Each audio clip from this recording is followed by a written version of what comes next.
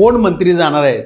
मग शिवसेनेमधनं सुद्धा एकनाथ शिंदेंच्यातनं शिरसाट मंत्री असतील, राठोड असतील, हे सगळे भारतीय जनता पक्षाच्या रडारवर आहेत आता. आणि त्यांच्या इन्क्वायऱ्या चालूच आहेत.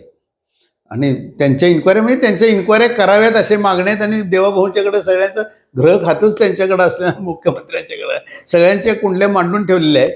आणि एकनाथ शिंदे विरुद्ध देवाभाऊ हे पेटलेलं वातावरण दिसतं. कितीही वर्ण ते म्हणत असले तरी अंतर्गत लढाई ही सुरू आहेच. आणि त्याच्यातनं ही जास्त करून सुरू होणार आहे. ते 21 तारखेला निकाल लागले की निकाल लागल्यानंतर ह्याच्यात सगळं काही समीकरण होतील. ह्याच्यात बदल सुद्धा होऊ शकेल. पण कधी भारतीय जनता पक्षाला फटका बसला तर.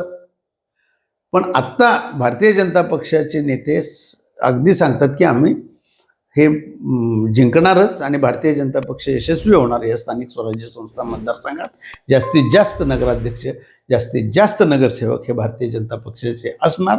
आणि अशा वेळेला एकनाथ शिंदेंचा जो आत्ता जोर वाढत निघालेला आहे तोही थांबवायचा आहे त्यांना.